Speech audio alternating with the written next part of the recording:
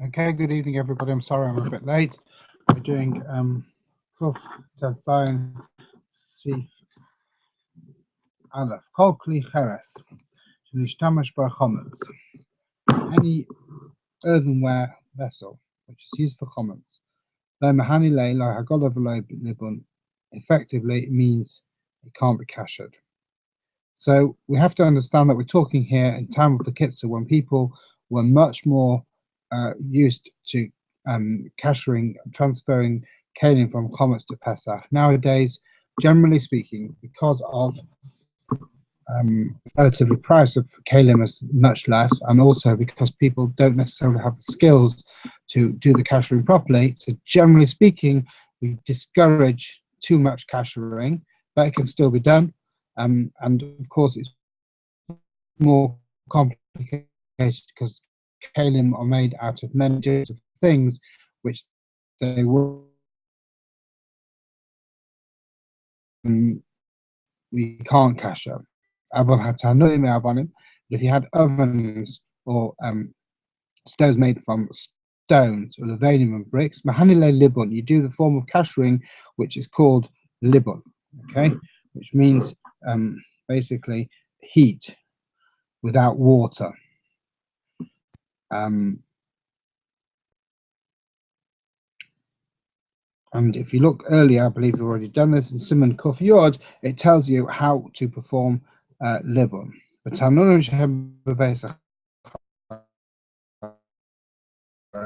stoves which were used in what was cooking at the same time, these kind of cookers, so kashering did not work. If you wanted to use a pot on these on Pesach, you had to put on a sheet of metal, which we call a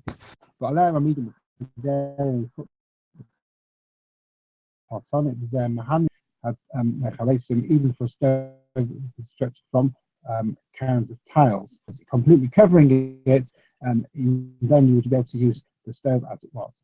Kli 8, wooden kalim, kli matachos, metal ones, kli even stone ones, kli 8 and made ones out of bones, which were used to be very common. Mahanilu hagolah can be kashed with hagolah, which use of water, etc. Dropping it, putting it into something which is boiling hot. With but if it gets ruined when it gets cause it to dissolve, handle was glued. And Hagolah doesn't work because we can person may not do proper Hagolah because he's worried that the keli will fall apart because the glue is going to melt. And therefore, if it's like that, you can't do Hagolah. Gimel. Hagolah only works to take away what's been balua, absorbed into the walls of the kalim, but not for actual chometz. So therefore, it tells us the procedure that you have to do before you do the Hagolah. Before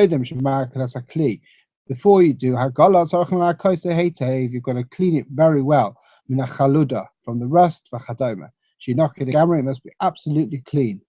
Maros ein behem kfeda.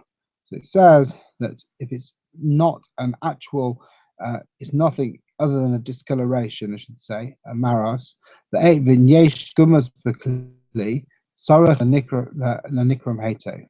But if there are like small lumps, yeah, some kind of lumps, indentations, yeah, imhu kli matchas, and it's metal. Yosim al hagumas gecholim. You have to put hot coals on those indentations or lumps, labin sham, in order to do the libun there. And then you do hagolah. So you have to do libun first, then hagolah.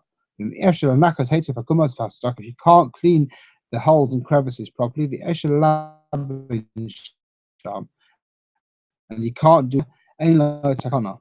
There's nothing you can do. You crash this case. Premium casas. Knives with handles, so if in adaptive hater, you have to be careful to see whether Hagolah can be effective. For this reason, can they be properly cleaned and not get damaged through Hagala, and therefore Hagala can be done. Otherwise, perhaps it may not be able to be done. Mitzvah and Mamulcha, says the Kitzur, the best way is the Misha Efshalai, for whom it is possible to have new knives Pesach to avoid this problem. Next, Dalet Kalim Shemishtamshim Behamani Day or Bulimaim, Kalim which are used on the fire without water, then you have to do libun, what's called libun.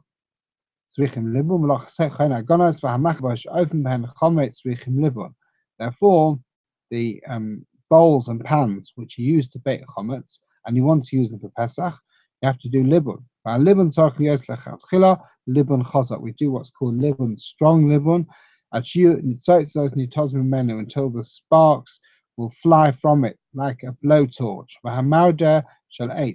A baker's shovel, which was made out of wood, ain't not do any kind of kashering for it, because it couldn't stand the heat, and would burn, therefore it can't be kashered for Pesach.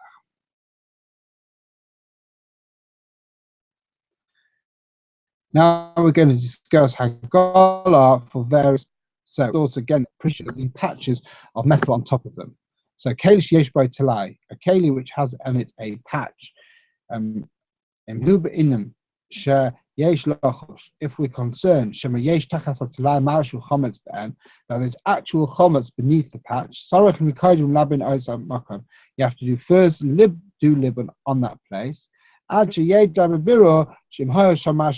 the extent that if you know that there might have been a small amount of chometz, so in Yisraf it would have been burnt up in the heat of the libun. And then you do Hagala for the rest of the keli to remove what is absorbed into the sides of the keli. So you're dealing with two things. First of all, the actual chometz, which is the end, has to be removed through libun, and then Hagala to remove the blias. And then the im yesh chashash. But if there is chashash yesh chometz be'en, that there is actual chometz beneath the patch, if the patch was made before the keli was used for chometz, you can do Hagala on it as it is with the patch. The commercial just like it absorbed the chometz through this piece or patch, so it also get rid of it through Hagala. However, if it was first used for chometz and then put on patch, for the place under the patch speaks for itself. In that case, you'd have to put hot coals on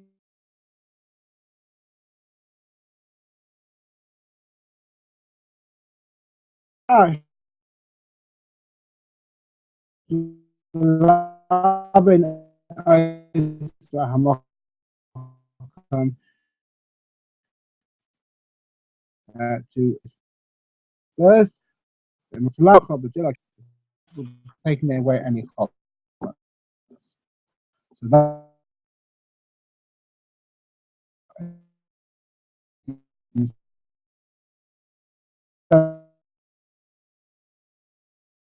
this makes it easier. It's very unusual today. I remember as a child inside, but today this would be very unusual. So now we're talking, generally speaking, for cold food, the Mishnah Berurah and Sfarim explain, just enough to wash it. It's enough to wash it, and that's sufficient to wash it. Okay. The lot of white. The place where only sharp by rice, then in that case you have to in that place clean it with shatia kolkach, so that it will be heated that to the extent if there was to be straw was to theorize that we earn. The